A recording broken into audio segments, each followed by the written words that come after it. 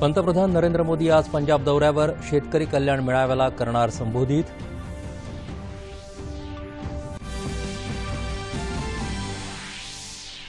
जलसंपत्ती आणि पर्यावरण रक्षणासाठी वाळू उपशावर कायमस्वरूपी बंदी घालण्याचा निर्णय घ्यावा लागेल.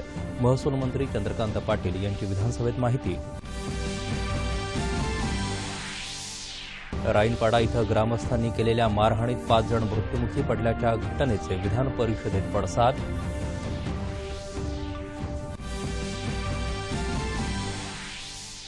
पाकिस्तानमध्ये पेशावर शहरात आत्मघातकी स्फोटात 13 ठार, 47 जखमी.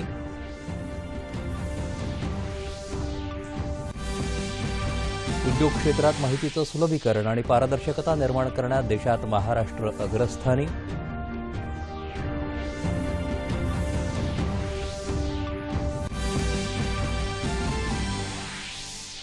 फिफा विश्वचषक फुटबॉल स्पर्धेत आज इंग्लंडचा मुकाबला क्रोएशियाशी. कालच्या सामन्यात फ्रान्सनं बेल्जियमला नमवलं.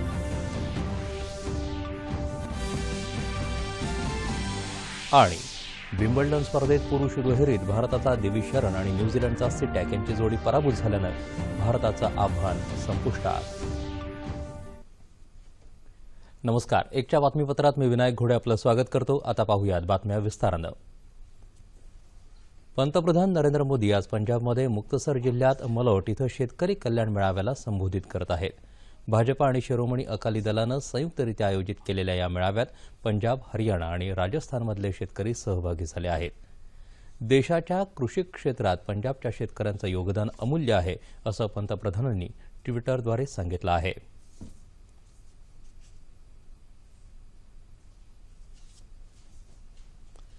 जलसंपत्ती आणि पर्यावरण रक्षणासाठी वाळू उपशावर कायमस्वरूपी बंदी घालण्याचा निर्णय घ्यावा लागेल, अशी माहिती महसूल मंत्री चंद्रकांत पाटील यांनी आज विधानसभेत दिली. प्रश्नोत्तराच्या तासात ते उत्तर देत होते. दगड चुरडून वाळू तयार करणं अथवा परदेशातून ती आयात करणं यावर बैठका घेण्यात येत आहेत, असंही त्यांनी सांगितलं. चोरट्या वाळूला आळा घालण्यासाठी मोठ्या दंडाची तरतूद करण्यात आली आहे. मात्र सरकारी कामांसाठी वाळूसाठा राखीव ठेवण्यात येणार आहे. घरगुती वापरासाठी 2 ब्रास वाळू वापरायला परवाना देण्यात येत आहे. तो 5 ब्रासपर्यंत वाढवण्याचा विचार आहे, असं महसूल मंत्री म्हणाले. ड्रोनच्या साहाय्यानं अवैध वाळू उपसा आणि वाहतूक यावर लक्ष ठेवलं जाईल, असं त्यांनी विरोधी पक्षनेते राधाकृष्ण विखे पाटील यांच्या सूचनेनुसार स्पष्ट केलं. राज्यातल्या शेतकरी कर्जमाफी योजनेत बँकांनी दिलेल्या माहितीनुसार कर्जमाफी दिली असती तर 34,000 कोटी रुपयांची द्यावी लागली असती. मात्र ऑनलाईन केल्यामुळे आजवर 978 कोटी रुपयांची बचत झाल्याची माहिती सहकार आणि पणन मंत्री सुभाष देशमुख यांनी आज विधानसभेत दिली. अनेक बँकांनी दिलेल्या खात्यांची संख्या आणि प्रत्यक्ष अर्जदार यात मोठी तफावत आढळून आली आहे, असंही ते म्हणाले. शेतकऱ्यांच्या विविध प्रश्नांवर कालपासून सुरू असलेल्या चर्चेला ते उत्तर देत होते. यापूर्वी आपल्या उत्तरात 2008 मधल्या कर्जमाफीत 13.46% पात्र शेतकऱ्यांना याचा लाभ झाला नाही. 8.5% अपात्र शेतकऱ्यांना लाभ दिला गेला, असा आरोप सहकार मंत्र्यांनी केला. 2008 मध्ये 153 कोटी रुपयांची कर्जमाफी अपात्र शेतकऱ्यांना दिल्याचा आरोप त्यांनी केला. एसएलव्हीसीच्या माध्यमातून जी माहिती आपल्याला आलेली आहे, 34,000 कोटी रुपयाचं कर्ज आणि 89 लाख खातेदारांची माहिती आपल्याकडे आलेली आहे. आणि त्या यादीप्रमाणे आपण घोषणा केलेली आहे. आणि त्या ह्याच्यामध्ये निकष करत असताना, म्हणजे लाभार्थी ठरवत असताना, या राज्यातल्या कष्टकरी लोकांच्या ह्याच्यातून कर रूपाने आलेला पैसा, त्या पैशाचा विनियोग खऱ्या अर्थानं गरजू शेतकऱ्याला व्हायला पाहिजे. जो खरोखरच गरीब शेतकरी आहे त्याला ह्याचा लाभ मिळाला पाहिजे. आणि म्हणून आपण पात्रतेचा निकष बदलला थोडासा. निकषामध्ये काय केलं आपण, की जे शासकीय सेवेमध्ये काम करतायत, जे आयकर भरतायत आणि जे आपले लोकप्रतिनिधी आहेत त्यांना ह्याच्यातून वगळण्यात आलं. त्याच्यामुळे काही संख्या कमी झालेली आहे. आणि जवळपास ऑनलाईनच्या ह्याच्यामुळे 77 लाख खातेदारांनी ही माहिती आलेली आहे. अंमलबजावणीमध्ये मागच्या वेळी जे आपल्याला अडचणी आल्या, 2008 मध्ये जे कर्जमाफी झालेली आहे त्याचा अनुभव पाहता, त्याच्या ज्या अडचणी आल्या त्या अनुभव पाहता मला असं वाटतं की बँकेनं जे दिलेली माहिती होती त्या आधारावर जर दिली असती तर जवळपास 34,000 कोटी रुपये राज्य सरकारला द्यावे लागले असते. मागच्या वेळेसच्या ह्याच्यात सुद्धा आपल्याकडे खूप मोठी संख्या होती. जवळपास 9-10 लाख किंवा 10-11 ला 35 ते 36 लाख शेतकऱ्यांना ह्याचा लाभ झालेला. विरोधी पक्षांनी ही चर्चा उपस्थित केली होती. कालची अर्धी राहिलेली चर्चा सकाळच्या सत्रात पूर्ण करून उत्तर सुरू झालं. मात्र वेळ अपुरा मिळाल्यानं उत्तरही अपूर्णच राहिलं. विरोधकांनी आरोप केले. मात्र सत्य ऐकण्याची तयारी त्यांनी ठेवली पाहिजे, यासाठी वेळ वाढवून द्या अशी मागणी कृषीमंत्री चंद्रकांत पाटील यांनी अध्यक्षांकडे केली. यामुळे प्रश्नोत्तरं झाल्यानंतर उत्तर पुन्हा सुरू करण्याचं अध्यक्ष हरिभाऊ बागडे यांनी सांगितल्याचं आमचे प्रतिनिधी मिलिंद लिमये यांनी कळवलं. राज्यातल्या पुनर्वसित भूखंड वर्ग 2 मधून वर्ग 1 मध्ये रूपांतर करण्यासाठी मोठ्या पुनर्वसित गावात जागेवर जाऊन ते करून देण्याचं मदत आणि पुनर्वसन राज्यमंत्री दिलीप कांबळे यांनी जाहीर केलं. प्रश्नोत्तराच्या तासात ते उत्तर देत होते. धुळे जिल्ह्यात राईनपाडा इथं मुलं पळवणारी टोळी असल्याच्या संशयावरून भिक्षा मागणाऱ्या नाथपंथी डवरी समाजातल्या लोकांची ग्रामस्थांनी केलेल्या मारहाणीत हत्या झाल्याचे पडसाद आज विधान परिषदेत उमटले. कायदा सुव्यवस्था राखण्यात आलेल्या अपयशामुळे झुंडशाहीची मानसिकता बोकाळली आहे असं सांगत विरोधकांनी सरकारवर जोरदार टीका केली. या घटनेसह राज्याच्या विविध भागात झालेल्या अशा प्रकारच्या घटनांचा पोलीस अधीक्षकांच्या नेतृत्वाखालील एसआयटी नेमून तपास करावा. तसंच राईनपाडा इथं हत्या झालेल्या 5 जणांच्या कुटुंबियांना प्रत्येकी 25 लाख रुपयांची मदत मिळावी आणि कुटुंबातल्या एकाला शासकीय सेवेत नोकरी द्यावी अशी मागणी विरोधी पक्षनेते धनंजय मुंडे यांनी यावेळी केली. माथी भडकवणाऱ्यांना कायद्याचा हिसका दाखवला जात नाही, त्यामुळे अशा घटना घडत आहेत असं सांगत सोशल मीडियावर अफवा पसरवल्या जाऊ नयेत यासंदर्भात कायदा करणं आवश्यक आहे असं मुंडे यांनी सांगितलं. या प्रकरणी शिक्षक सदस्य कपिल पाटील यांनी अल्पकालीन चर्चा उपस्थित केली होती. अशा प्रकारच्या घटना पुरोगामी महाराष्ट्रासाठी लज्जास्पद आहेत असं सांगतानाच हे अफवांचे नाही तर जातीय व्यवस्थेचे बळी आहेत असं कपिल पाटील यांनी या चर्चेत बोलताना सांगितलं. या प्रकरणी गुन्हेगारांना अशा सामूहिक हत्याकांडांच्या घटनांना चाप लावण्यासाठी अशा प्रकारच्या मानसिकतेला सरकारने अटकाव करण्याची गरज पाटील यांनी यावेळी बोलताना व्यक्त केली. अशा घटनांना फक्त सरकारच नाही तर समाजही जबाबदार आहे असं ते म्हणाले. या भटक्या समाजाची जनगणना झाली पाहिजे. त्यांना पोलीस सुरक्षिततेचे ओळखपत्र देण्याची गरज आहे. भटक्या विमुक्तांना पारंपरिक व्यवसायातून सक्तीनं बाजूला करून त्यांचं पुनर्वसन व्हायला हवं अशी मागणी कपिल पाटील यांनी या चर्चेदरम्यान केली. शिवसेनेच्या नीलम गोऱ्हे यांनी अशा घटनांबद्दल गंभीर चिंता व्यक्त करत सोशल मीडियावर अफवा पसरवणाऱ्या व्यक्तीच्या मुळाशी जाऊन कारवाई करण्याची मागणी केली.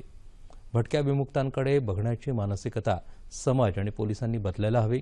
भटक्या विमुक्तांचं शोषण टाळण्यासाठी सरकारनं बाळकृष्ण रेणके समितीचा अहवाल अंमलात आणण्यासाठी कृती दल तयार करावं, प्रबोधन आणि विकासात्मक कार्यक्रम राबवावा अशी मागणी त्यांनी केली.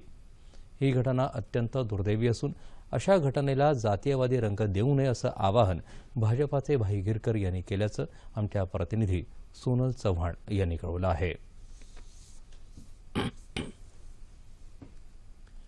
नागपूरच्या विधानभवन परिसरातल्या विस्तारित 2 मजली इमारतीच्या बांधकामाचा शुभारंभ मुख्यमंत्री देवेंद्र फडणवीस यांच्या हस्ते काल झाला. ही इमारत येत्या 10 महिन्यात पूर्ण करण्यात येणार असून त्यात 12 मंत्री दालनं तसंच उपाहारगृह अशा सुविधा राहणार आहेत. या इमारतीच्या बांधकामासाठी 10,53,50,000 रुपये खर्च येणार आहे. विधानभवन इथं सध्या अस्तित्वात असलेल्या व्यवस्थेत मंत्री दालनाची संख्या आणि त्याचा आकार कमी पडत असल्यानं हे बांधकाम केलं जात आहे. सार्वजनिक बांधकाम विभागाकडून आवश्यक ती सर्व प्रक्रिया पूर्ण करण्यात येणार आहे आणि पावसाळी अधिवेशनानंतर तातडीनं या विस्तारित इमारतीच्या प्रत्यक्ष बांधकामाला सुरुवात होणार आहे. पाकिस्तानात पेशावर इथं काल रात्री झालेल्या आत्मघाती बॉम्ब हल्ल्यामध्ये अवामी नॅशनल पार्टीचे नेते हरून बिल्लोर यांच्यासह 13 जणांचा मृत्यू झाला तर 47 जण जखमी झाले आहेत. सार्वत्रिक निवडणुकीसंदर्भात सभा सुरू असताना हा स्फोट झाला. बिल्लोर हे मंचावर येताच फटाके फोडण्यात आले तेव्हाच आत्मघातकी हल्लेखोरानं स्वतःला उडवून देत स्फोट घडवल्याचं पोलिसांनी सांगितलं. सार्वत्रिक निवडणुकांआधी झालेला हा दुसरा स्फोट आहे. या महिन्याच्या सुरुवातीला झालेल्या स्फोटात उमेदवारासह 7 जण जखमी झाले होते. ईशान्येकडील राज्यात सर्वसमावेशक विकास आणि सुरक्षित वातावरणासाठी केंद्र सरकारनं केलेल्या उपाययोजनांचे परिणाम दिसू लागले आहेत. संपर्क क्षेत्रात सुधारणा केल्यामुळे रोजगारात वाढ झाली आहे असं केंद्रीय गृहमंत्री राजनाथ सिंह यांनी सांगितलं. मेघालयमध्ये शिलाँग इथं झालेल्या ईशान्य परिषदेच्या 67व्या बैठकीत ते बोलत होते. न्यू नॉर्थ ईस्टच्या निर्माणाशिवाय न्यू इंडियाची निर्मिती होऊ शकत नाही असं ते म्हणाले. ईशान्येकडच्या राज्यांमध्ये विकासाची गरज असून विकासाचे उपक्रम योग्य पद्धतीनं राबवण्यासाठी प्रभावी आराखडे तयार करावेत असं त्यांनी सांगितलं. संसदेच्या पावसाळी अधिवेशनाच्या पार्श्वभूमीवर केंद्र सरकारनं येत्या 17 तारखेला सर्वपक्षीय बैठक बोलावली आहे. संसदेच्या दोन्ही सभागृहांचं कामकाज सुरळीत चालण्यासाठी विरोधकांचं सहकार्य मिळवण्याचा सरकारचा प्रयत्न आहे. लोकसभा अध्यक्ष सुमित्रा महाजन यांनीही याच दिवशी सर्वपक्षीय बैठक बोलावली असून संसदेचं कामकाज सुरळीत पार पाडण्यासाठी सर्व पक्षांनी सहकार्य करावं असं आवाहन महाजन यांनी केलं. संसदेचं पावसाळी अधिवेशन 18 जुलैपासून 10 ऑगस्टपर्यंत चालणार आहे. उद्योग क्षेत्रात माहितीचं सुलभीकरण आणि पारदर्शकता निर्माण करण्यात महाराष्ट्रानं 100 पैकी 100 गुण मिळवून देशात पहिला क्रमांक मिळवला आहे. केंद्र शासन आणि जागतिक बँकेनं उद्योग क्षेत्रासाठी ठरवून दिलेल्या मानांकाच्या आधारावर महाराष्ट्रानं बाजी मारली आहे. नवी दिल्लीतल्या प्रवासी भारतीय केंद्रात काल केंद्रीय वाणिज्य आणि उद्योग मंत्रालयाच्या उद्योग धोरण आणि प्रोत्साहन विभागाच्या वतीनं आयोजित कार्यक्रमात उद्योग क्षेत्रातल्या मानकांची प्रभावी अंमलबजावणी करणाऱ्या प्रदेशाच्या कामगिरीवर आधारित क्रमवारी जाहीर करण्यात आली. उद्योग धोरण आणि प्रोत्साहन विभागाचे सचिव रमेश अभिषेक यांनी ही क्रमवारी जाहीर केली. ईज ऑफ डुईंग बिझनेसच्या माध्यमातून देशातल्या उद्योग क्षेत्राला चालना देण्यासाठी केंद्र शासनानं देशात विविध उपक्रम सुरू केले आहेत. याचाच एक भाग म्हणून उद्योग धोरण आणि प्रोत्साहन विभाग आणि जागतिक बँकेच्या वतीनं उद्योग मानकं घालून दिली असून त्यानुसार राज्यांच्या कार्याचं मूल्यांकन केलं जात आहे. यासाठी व्यापार सुधारणा आराखडा तयार करण्यात आला असून त्यात उद्योग सुधारणा करणं, कृती कार्यक्रम आखणं, धोरण आखणं, नियामक प्रक्रियेचा अवलंब करणं अशा 12 प्रकारात 372 शिफारशी करण्यात आल्या आहेत. यात महाराष्ट्रासह देशातल्या 9 राज्यांना विविध मानकांसाठी 100 गुणांसह उत्कृष्ट राज्य म्हणून घोषित करण्यात आलं. मालमत्ता नोंदणी छत्तीसगड, बांधकाम परवानगीत राजस्थान, कामगार विषयक नियमांमध्ये पश्चिम बंगाल, उद्योग क्षेत्रातल्या पर्यावरणीय नोंदणीत कर्नाटक आणि जमीन उपलब्धता आणि वाटपात उत्तराखंड हे राज्य अव्वल ठरलं आहे. रस्त्यांवरचे खड्डे बुजवण्याकरता आयआयटीच्या तंत्रज्ञानाचा वापर करण्याचा महापालिकांनी प्रयत्न करावा अशी सूचना मुख्यमंत्री देवेंद्र फडणवीस यांनी काल विधानसभेत केली. रस्त्यांवरील खड्ड्यांच्या दुरुस्तीवर दरवर्षी कोट्यवधी रुपये खर्च होत असल्याबद्दल सदस्य संतोष दानवे यांनी प्रश्न उपस्थित केला होता. त्यावर मुख्यमंत्री बोलत होते. हरवलेल्या बालकांचा शोध घेण्यासाठी राबवण्यात आलेल्या ऑपरेशन मुस्कान आणि स्माईल अंतर्गत 20,112 बालकं शोधून त्यांच्या कुटुंबियांकडे सुपूर्द करण्यात आल्याचं गृहराज्यमंत्री रणजित पाटील यांनी विधानसभेत सांगितलं. मुलं पळून नेण्याच्या किंवा हरवण्याच्या घटनांना आळा घालण्यासाठी सीसीटीव्ही कॅमेरे अधिक प्रमाणात बसवण्यात येतील असं त्यांनी सांगितलं आहे. राज्यातल्या जनतेला सुखी, आनंदी, सुरक्षित करण्याबरोबरच त्यांच्या सकारात्मक विचार वाढीला लागण्यासाठी आनंद मंत्रालय स्थापन करण्याचा विचार असल्याचं सार्वजनिक बांधकाम आणि महसूल मंत्री चंद्रकांत पाटील यांनी सांगितलं. विधिमंडळाच्या राष्ट्रकुल संसदीय मंडळाच्या वतीनं राज्यशास्त्र आणि लोकप्रशासन या विषयावर अभ्यास करणाऱ्या राज्यातल्या पदव्युत्तर विद्यार्थ्यांच्या संसदीय अभ्यास वर्गाचं काल नागपुरात आयोजन करण्यात आलं होतं. त्यात महाराष्ट्र गतिशील पायाभूत विकासात सार्वजनिक बांधकाम आणि महसूल विभागाचं योगदान या विषयावर मार्गदर्शन करताना ते बोलत होते. मध्य प्रदेश आणि आंध्र प्रदेशच्या धर्तीवर महाराष्ट्रात आनंद मंत्रालय करण्यात येणार आहे. औरंगाबाद जिल्हा रुग्णालयाअंतर्गत चिकलठाणा परिसरात उभारलेल्या 200 खाटांच्या रुग्णालयाचा बाह्य रुग्ण विभाग सुरू झाला आहे. गरजू रुग्णांनी या सुविधेचा लाभ घेण्याचं आवाहन जिल्हा शल्य चिकित्सक कार्यालयाकडून करण्यात आलं आहे. बाह्य रुग्ण कक्षात विविध आजारांवरील निदान कक्ष तसंच सर्व प्रकारच्या प्रयोगशाळा, शेतकऱ्यांच्या मानसिक आरोग्याकरता प्रेरणा प्रकल्प विभाग सुरू करण्यात आले असल्याचं जिल्हा शल्य चिकित्सक डॉक्टर A.V. भोसले यांनी सांगितलं. आज जागतिक लोकसंख्या दिन. आजच्या तरुण पिढीला लोकसंख्या वाढीचे दुष्परिणाम समजावे आणि लोकसंख्या नियंत्रणात राहावी या उद्देशानं आज सोलापुरात जनजागृती रॅली काढण्यात आली. सोलापुरातलं फॅमिली प्लॅनिंग असोसिएशन आणि सोलापूर विद्यापीठाचा वालचंद शिक्षण समूह यांच्या वतीनं ही रॅली काढण्यात आली. सोलापूर विद्यापीठाच्या कुलगुरू मृणाली फडणवीस यांनी झेंडा दाखवून रॅलीला सुरुवात केली. या रॅलीत शहरातले विविध महाविद्यालय, सामाजिक संस्था, एनसीसी आणि RSPचे विद्यार्थी सहभागी झाले होते. 11 जुलै 1987 रोजी जगाची लोकसंख्या ही 500 कोटी झाली आणि ही लोकसंख्या जर अशीच वाढत गेली तर गरिबी, दारिद्र्य, बेकारी, पर्यावरणाचा ढासळत चाललेला असमतोल, ऊर्जेची टंचाई, पाण्याची टंचाई, राहत्या घरांचा प्रश्न, झोपडपट्ट्यांची वाढ, गुन्हेगारी वाढत जाऊ शकेल, असे अनेक प्रश्न निर्माण होऊ शकतील. आणि म्हणून या समस्यांचं निवारण व्हावं आणि विशेषतः तरुण विद्यार्थिनी आहेत त्यांना ह्या लोकसंख्या वाढीच्या प्रश्नांची जाण व्हावी आणि त्यांनी एक दाम्पत्य एक अपत्य हा संदेश आपल्या जीवनामध्ये आत्मसात करावा, अंगीकारावा, या दृष्टिकोनातून या रॅलीचं दरवर्षी आयोजन केलं जातं. आषाढी वारीसाठी आळंदीहून निघालेली संत ज्ञानेश्वर महाराजांची पालखी काल सासवडला मुक्कामी होती. आज पालखी जेजुरीकडे मार्गस्थ झाली. तर देहूहून निघालेल्या संत तुकाराम महाराजांच्या पालखीनं यवत इथं मुक्काम केला. आज पालखी चौफुल्या मार्गे वरवंडकडे प्रयाण करत आहे. अमळनेर इथून निघालेली सखाराम महाराजांची पालखी काल औरंगाबाद परिसरात दाखल झाली. पैठणहून निघालेल्या संत एकनाथ महाराजांची पालखी बीड जिल्ह्यात रायमोह मुक्कामी होती. आज पालखीनं पाटोद्याकडे प्रस्थान केलं.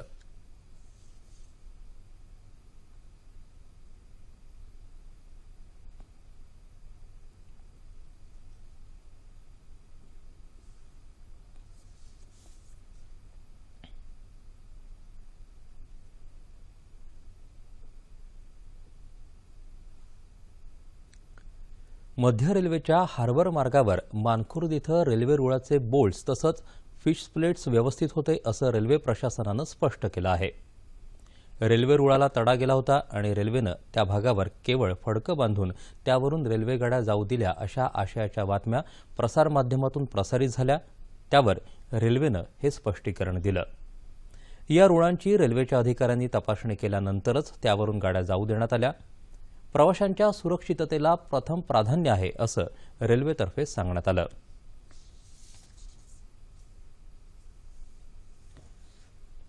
मुंबईत 2006 साली आजच्याच दिवशी 7 ठिकाणी रेल्वेगाड्यांमध्ये बॉम्बस्फोट झाले होते. केवळ काही मिनिटात झालेल्या या स्फोटात 209 जण मृत्यू पावले तर 700हून अधिक जखमी झाले होते. त्या घटनेला आज 12 वर्षे पूर्ण झाली. त्यानिमित्त अनेक पीडित कुटुंबीय माहीम रेल्वे स्थानकात उपस्थित होते. यावेळी स्फोटात मरण पावलेल्यांना श्रद्धांजली वाहण्यात आली. खासदार किरीट सोमय्या, माहीम रेल्वेचे स्टेशन मॅनेजर मोहम्मद फारुख किलनिया यावेळी उपस्थित होते. भारताला दहशतवाद मुक्त देश बनवण्याचा संकल्प आहे असं सोमय्या यांनी यावेळी सांगितलं. संसदेच्या पावसाळी अधिवेशनात राज्यसभा सदस्य आता परिशिष्टात नमूद केलेल्या 22 भाषांपैकी कोणत्याही भाषेत बोलू शकतील.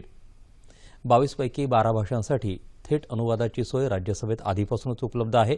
त्यात आता डोगरी, काश्मीरी, कोकणी, संथाली आणि सिंधी या 5 भाषांसाठीची थेट अनुवादाची सोय उपलब्ध केली आहे असं राज्यसभेचे अध्यक्ष एम व्यंकय्या नायडू यांनी काल सांगितलं. संसदेचं पावसाळी अधिवेशन 18 जुलैपासून सुरू होत आहे. पालघर जिल्ह्यातल्या सर्व अनुसूचित जाती आणि जमातीच्या लाभार्थ्यांना लवकरच एलपीजी गॅस जोडण्या देण्यात येतील असं प्रतिपादन पालघरचे खासदार राजेंद्र गावित यांनी केलं. हिंदुस्थान पेट्रोलियमच्या वतीनं पालघर इथं काल पंतप्रधान उज्ज्वला योजनेअंतर्गत एलपीजी गॅस जोडणी वितरण कार्यक्रमाचं आयोजन करण्यात आलं होतं. त्यावेळी ते बोलत होते. जंगलतोड थांबावी आणि जिल्ह्यातल्या सर्व महिला चुलीच्या धुरापासून मुक्त व्हाव्यात यासाठी केंद्र शासनाच्या या महत्वाकांक्षी योजनेची अंमलबजावणी यशस्वीपणे करण्याच्या सूचना गावित यांनी यावेळी दिल्या. यावेळी सफाळे, केळवे, माहीम, पालघर, मनोर, बोईसर, तारापूर अशा ठिकाणच्या लाभार्थ्यांना प्रातिनिधिक स्वरूपात गॅस जोडणीचं वितरण करण्यात आलं. यवतमाळ जिल्ह्यातले सुमारे 16,000 सिंचन विहिरींचं बांधकाम अपेक्षित होतं. यापैकी 8,000 विहिरी पूर्ण झाल्या आहेत. रद्द झालेल्या उर्वरित विहिरींना पुन्हा मंजुरी देऊन त्या प्राधान्यानं पूर्ण कराव्यात असे निर्देश मुख्यमंत्री देवेंद्र फडणवीस यांनी दिले. नागपूर इथं विधानभवनात यवतमाळ जिल्ह्याच्या आढावा बैठकीत ते बोलत होते. जिल्ह्यात मोठ्या प्रकल्पांअंतर्गत सिंचनाखाली क्षेत्र आणायला मर्यादा आहे. जिल्ह्यातल्या विहिरींद्वारे सिंचन करायला वाव आहे. यासाठी 150 मीटरची मर्यादा सोडून सर्व निकष शिथिल करण्यात आले आहेत असंही मुख्यमंत्र्यांनी यावेळी सांगितलं. नागपूर इथं काल राजभवनातल्या निसर्ग पाऊलवाट परिसरात राज्यपाल चे विद्यासागर राव यांनी पिंपळाचं रोप लावून परिसरातल्या 2000 वृक्ष लागवडीचा शुभारंभ केला. वनमंत्री सुधीर मुनगंटीवार यावेळी उपस्थित होते. सेमिनरी हिल्स परिसरात असलेला राजभवनाचा 100 एकर परिसर जैववैविध्यानं समृद्ध आहे. त्यापैकी 80 एकर जमिनीवर जैवविविधता उद्यान आहे. इथं असलेल्या विविध वृक्षांवर जवळपास 164 प्रकारचे वेगवेगळे स्थलांतरित आणि स्थानिक पक्षी आढळून आले आहेत. पक्ष्यांचा अधिवास आणि किलबिलाट वाढावा यासाठी पक्ष्यांना आकर्षित करणारी आणखी 1000 वृक्षांची लागवड करावी. परिसरातल्या विदेशी वृक्षांच्या जागी स्वदेशी वृक्ष लावावेत. तसंच या जैववैविध्याला धोका निर्माण होणार नाही याची दक्षता घ्यावी अशा सूचना राज्यपालांनी यावेळी दिल्या. रशियात सुरू असलेल्या फिफा विश्वचषक फुटबॉल स्पर्धेत फ्रान्सनं अंतिम फेरीत धडक मारली आहे. इंग्लंडमध्ये लंडन इथं सुरू असलेल्या विम्बल्डन खुल्या टेनिस स्पर्धेत भारताच्या दिविज शरणचं पुरुष दुहेरीतलं आव्हान अखेर संपुष्टात आलं. तो आणि न्यूझीलंडचा आर्टेम सिटॅक ही जोडी उपांत्यपूर्व फेरीत पराभूत झाली. जॅक सॉक माईक ब्रायर या अमेरिकी जोडीनं त्यांना 7-6, 7-6, 6-7, 6-4 असं तब्बल 3.25 तास चाललेल्या झुंजीत हरवलं. 6-6 अशा गेमच्या बरोबरीमुळे पहिले 3 सेट टाय ब्रेकरवरती निकालात निघाल्यानंतर चौथ्या सेटमध्ये मोक्याच्या क्षणी सर्व्हिस गमावल्यामुळे दिविज सिटॅक जोडीचं उपांत्य फेरीत पोहोचण्याचं स्वप्न अपूर्ण राहिलं. हवामान. मुंबई आणि उपनगरासह राज्याच्या अनेक भागात पावसानं विश्रांती घेतली आहे, तर काही भागात पावसाचा जोर कमी झाला आहे. वसई विरार परिसरात पाऊस थांबला असला तरी नालासोपारा इथं रेल्वे रुळांवर अजूनही पाणी असल्यानं लांब पल्ल्याच्या गाड्या बंद ठेवल्या आहेत. उपनगरीय रेल्वे गाड्याही बंद ठेवण्यात आल्या असून सकाळी 2 गाड्या विरारहून चर्चगेटकडे प्रायोगिक तत्वावर सोडण्यात आल्या. यवतमाळ जिल्ह्यात संततधार पाऊस सुरू आहे. गेल्या 3 दिवसात 4 जण पुरात वाहून गेल्याचं वृत्त आहे. सिंधुदुर्ग जिल्ह्यात अधूनमधून पावसाच्या जोरदार सरी कोसळत आहेत. नाशिक जिल्ह्यात अजूनही पावसाचा जोर वाढू शकलेला नाही. पश्चिम पट्ट्यातल्या तालुक्यात पावसाच्या सरी बरसत असून उर्वरित जिल्ह्यात पाऊस झालेला नाही. परभणी जिल्ह्यात काही भागात सकाळपासून पावसाच्या हलक्या सरी बरसत आहेत. जळगाव जिल्ह्यात अजूनही दमदार पाऊस झाला नसल्यानं नद्या नाले अजूनही कोरडेच आहेत. आता पाहूयात ठळक बातम्या पुन्हा एकदा. पंतप्रधान नरेंद्र मोदी आज पंजाब दौऱ्यावर. शेतकरी कल्याण मेळाव्याला करणार संबोधित.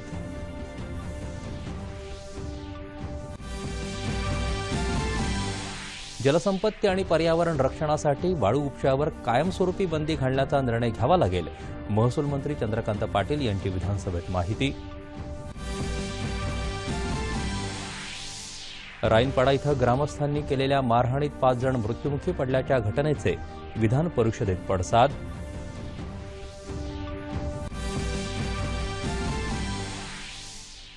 पाकिस्तानमध्ये पेशावर शहरात आत्मघातकी स्फोटात 13 ठार, 47 जखमी.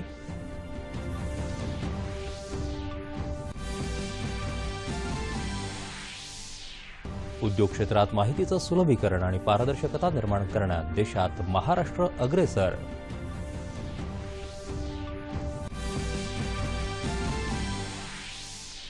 फिफा विश्वचषक फुटबॉल स्पर्धेत आज इंग्लंडचा मुकाबला क्रोएशियाशी. कालच्या सामन्यात फ्रान्सनं बेल्जियमला नमवलं. आणि विम्बल्डन स्पर्धेत पुरुष दुहेरीत भारताचा दिविज शरण आणि न्यूझीलंडचा सिटॅक यांची जोडी पराभूत झाल्यानं भारताचं आव्हान संपुष्टात. याबरोबरच हे बातमीपत्र संपलं. पुन्हा भेटूया संध्याकाळी 4:30 वाजता आपल्या सह्याद्री वाहिनीवर. नमस्कार.